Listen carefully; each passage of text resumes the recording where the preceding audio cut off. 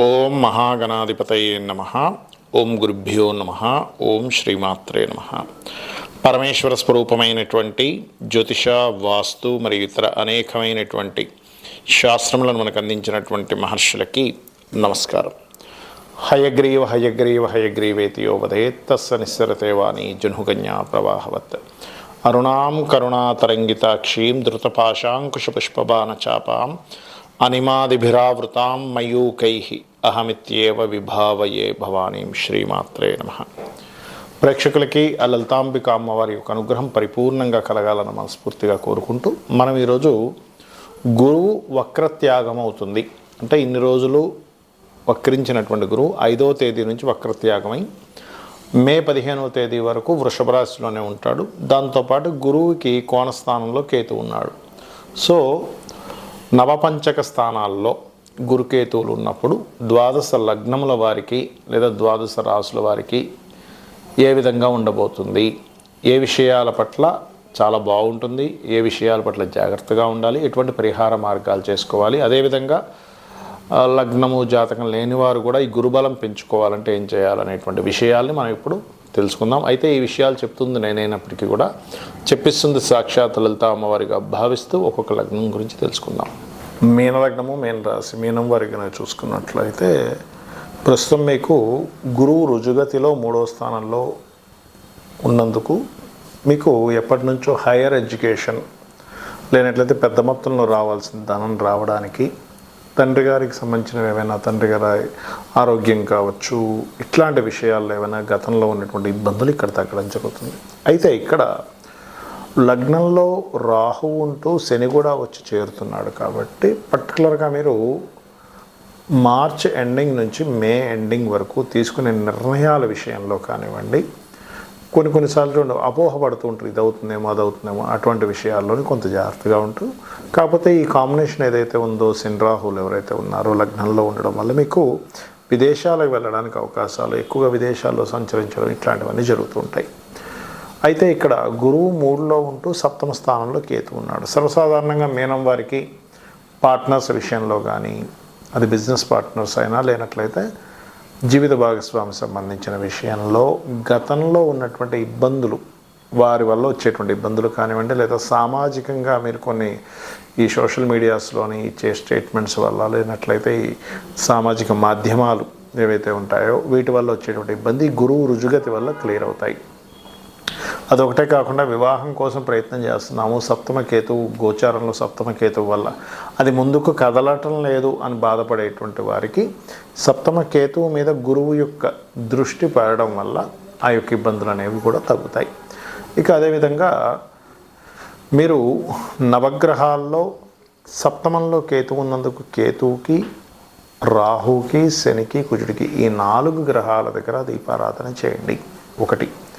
రెండవది, ఇక్కడ ఏదైనా మీరు అగ్రిమెంట్స్ అవి చేసేటప్పుడు ఒక్కోసారి చూడండి, మనం గాసిప్స్ అంటే వేరే వాళ్ళు చెప్పింది నమ్మి మనం కొన్ని నిర్ణయాలు తీసుకుంటూ ఉంటాం. అటువంటి విషయాల్లో కొంత జాగ్రత్తగా ఉండండి. 3వ స్థానం అనేటువంటిది ఏంటంటే కొంచెం మీరు ప్రతిదానికి కొంచెం ఎక్స్ప్లెనేషన్ ఇవ్వాల్సి వస్తూ ఉంటుంది.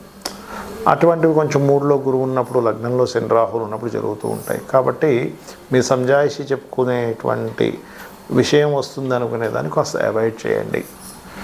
ఇక మీరు చేయవలసినటువంటి దేవత ఆరాధన ముఖ్యంగా రాజరాజేశ్వరి అమ్మవారి యొక్క ఆరాధన చేయడము, నవగ్రహాలు శని రాహు కేతు కుజ గ్రహాల దగ్గర దీపారాధన చేయడము, గోవులకి 4 ఉండలు బెల్లం ఉండలు 4 ఉండలు తయారు చేసి దేశీవాళి గోవుకు తినిపించండి. అన్ని విధాలా బాగుంటుంది. గురు బలము అనేటువంటిది ఏదైతే ఉందో అది ప్రతి ఒక్కరికి అవసరం. సర్వసాధారణంగా మీరు తీసుకున్నట్లయితే ఇప్పుడు మనకి సోలార్ సిస్టమ్ అంటారు, అంటే సూర్యుడి మధ్యలో ఉండి అన్ని గ్రహాలు భూమితో సహా గ్రహాలు సూర్యుడు చుట్టూ తిరిగే దాన్ని సోలార్ సిస్టమ్ అంటారు. మీరు గమనించినట్లయితే మనకు శాస్త్రాల్లో కూడా గురుబలం చాలా అవసరం అండి. గురువు యొక్క అనుగ్రహం చాలా అవసరం, గురువు యొక్క ఆశీర్వాదం చాలా అవసరం. నవగ్రహాల్లో గురుబలం కనుక బాగున్నట్లయితే వాళ్ళకి ఎన్ని ఇబ్బందులు వచ్చినా మరలా ఆ భగవంతుడు కాపాడినట్టుగా అవుతూ ఉంటుందంటారు. మీరు గమనించండి, సైంటిఫిక్గా కూడా తీసుకుంటే గురుత్వాకర్షణ శక్తి అని ఉంటుంది. గురుగ్రహం కనుక లేకపోతే భూమి అంతమైపోతుంది. ఎందుకు అంటే భూమిపై వచ్చేటువంటి శకలాలు ఏవైతే ఉంటాయో కొన్ని వాటిని గురువు తన వైపు లాగేసుకుంటుంది. అంటే ఏంటి, సేవ్ చేస్తుంది గురుగ్రహం. మనకి సోలార్ సిస్టంలో కూడా. అలాగే నవగ్రహాల్లో గురుబలం బాగుంది ఎవరి జన్మ జాతక చక్రంలో అయినా వాళ్ళకి అన్ని సమయానికి అవుతూ ఉంటాయి. గురుగ్రహం బాగాలేదు అప్పుడు ఏమవుతుందంటే అనవసరంగా ఏవైతే వీళ్ళకి ఇబ్బందులు రావాలో ఆ యొక్క ఇబ్బందులు అన్నీ కూడా రావడం స్టార్ట్ అవుతూ ఉంటుంది. అంటే ఇక్కడ ఏంటంటే గురువు ఎప్పుడు కూడా గుర్తుపెట్టుకోండి జీవకారకుడు అంటారు. జీవకారకుడైనటువంటి గురువు ఎవరైతే ఉన్నారో అతను మంచి పొజిషన్లో ఉండడం ఒక ఎత్తు, మీ లగ్నానికి శుభుడో పాప అయ్యారా అనేటువంటిది ఒక ఎత్తు. మీ లగ్నానికి శుభుడు అయ్యారనుకోండి మరింత ఎక్కువ శుభ ఫలితాలు వస్తాయి. అంటే శుభ ఫలితాలు అంటే ఎలాంటి శుభ ఫలితాలు వస్తాయి అంటే చాలా ఈజీగా మీరు ఏదైనా దేవతా సంబంధించినవి చేసుకుందాము, ఒక సాధన చేసుకుందాం అన్నప్పుడు సరైన మార్గంలో మీకు ఆ సాధన మార్గం దొరకడము, గురువుల యొక్క అనుగ్రహం, గైడ్ చేసేవాళ్ళు సరైన వాళ్ళు మీకు దొరుకుతారు. గైడ్ చేసేవాళ్ళు మీరు ఏ రంగంలో ఉన్నా కూడా.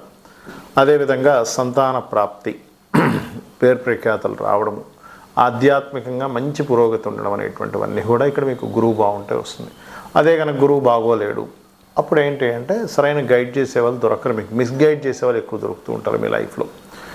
అలాగే సంతానంతో కొంత ఇబ్బంది, సంతానానికి సరిగ్గా ఎదుగుదల లేదనేటువంటి ఇబ్బందులు ఇవి ఎక్కువగా కలుగుతూ ఉంటాయి. మరి అలాంటప్పుడు ఈ గురుబలాన్ని మీ లగ్నం తెలిసినా తెలియకపోయినా పెంచుకోవాలంటే ఏం చేయాలి అంటే సింపుల్గా గురువు యొక్క ఆరాధన. ఇది రకరకాలుగా ఉంటుంది. మీకు మీ యొక్క అజ్ఞానాన్ని తొలగించి స్పిరిచువల్ వేలో మీకు ఎవరైతే సరైనటువంటి మార్గాన్ని నిర్దేశిస్తారో వాళ్ళని గురువులు అంటారు. మీకు ఉపాధ్యాయుడు వేరు, అంటే టీచర్స్ వేరు, గురువులు వేరు, రకరకాల ఇది ఉంటుంది. మీరు ఒక్కొక్క దగ్గర నుంచి నేర్చుకునేటప్పుడు సర్వసాధారణంగా అందరూ ఏంటంటే మా గురువు గారిని వాడేస్తుంటారు వర్డ్, కానీ కేవలం అజ్ఞానాన్ని తొలగించి ఆధ్యాత్మిక మార్గాన్ని సరైనటువంటి మార్గంలో మీకు వెలుగుని చూపించేవారు గురువు అవుతారు. అయితే ఇక్కడ గురుబలం పెరగడానికి ఏం చేయాలి? సర్వసాధారణంగా శనివర్గ లగ్నాలు, గురువర్గ లగ్నాలు ఉంటాయి. శనివర్గ లగ్నాలు అంటే మనకి వృషభము, మిథునము, కన్య, అదేవిధంగా మకర, కుంభాలు, అదేవిధంగా తుల కూడా శనివర్గ లగ్నాలే అవుతాయి. మిగిలిన 6 అంటే మేషము, కర్కాటకము, సింహము, వృశ్చికము, ధనస్సు, మీన లగ్నాలు గురువర్గ లగ్నాలు అవుతాయి. గురువర్గ లగ్నాలకు సహజంగానే గురువు మంచి ఫలితాలు ఇస్తాడు. కాకపోతే ఎప్పుడైనా పాడైతే మాత్రం అక్కడ కూడా ఇబ్బంది ఫలితాలు వస్తాయి. అయితే మీకు ఇది గురుబలం పెరగాలని ఇందాక నేను చెప్పినట్టుగా గురువుగారికి సేవ చేసుకోవడము, దత్తాత్రేయుడి యొక్క స్తోత్ర పఠనం లేదా జయ గురుదత్త, శ్రీ గురుదత్త అనే నామస్మరణ, దిగంబర దిగంబర శ్రీ పాదవల్లభ దిగంబర అనేటువంటి నామస్మరణ, గోశాలకు వెళ్ళి గోవులకి చక్కగా అరటికాయలు, సన్నగా తురిమినటువంటి అరటికాయలని గోవులకు తినిపించండి, ఖచ్చితంగా గురుబలం వస్తుంది. అలాగే మీకు దగ్గరలో ఆలయాలు ఉన్నట్లయితే ఆలయాలకు వెళ్ళి అక్కడ పసుపు లేదా గంధము ఆ ఆలయంలో వాడుకోవడానికి, అంటే స్వామివారికి కానీ అమ్మవారికి కానీ ఉపయోగించుకోవడానికి మీ వంతుగా భక్తిగా అక్కడ ఇవ్వండి. అలాగే ఇంట్లో కూడా నిత్యము గంధము చక్కగా అరగబాను ఆ గంధముతో పూజించండి. పుష్పము గంధం తీసుకొని పూజించండి. గురుబలం ఖచ్చితంగా పెరుగుతుంది. గురువుల్ని దూషించడం కానీ భక్తుల్ని దూషించడం కానీ చేస్తే ముఖ్యంగా గురుదోషం ఏర్పడుతుంది.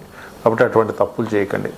గోవుల్ని కొట్టినా లేకపోతే గోవుల పట్ల ఒక రకమైనటువంటి ప్రవర్తన చేసినా సరే గురుబలం తగ్గుతుంది. దానివల్ల ఏమవుతుందంటే జన్మల అయిపోవడం అనేది కూడా ఉండదు. గురుబలం ఉంటేనే ఒక పర్టికులర్ ఒక టైంకి ఈ జన్మరాహిత్యం అనేటువంటి జరుగుతుంది. గురుబలం లేకపోతే జన్మరాహిత్యం కూడా జరగదు, గుర్తుపెట్టుకోండి. కాబట్టి ఇవి చేయండి. మీరు ఆ యొక్క గురువు యొక్క అనుగ్రహం పరిపూర్ణంగా పొందాలని మనస్ఫూర్తి కోరుకుంటూ శ్రీమాత్రే నమః.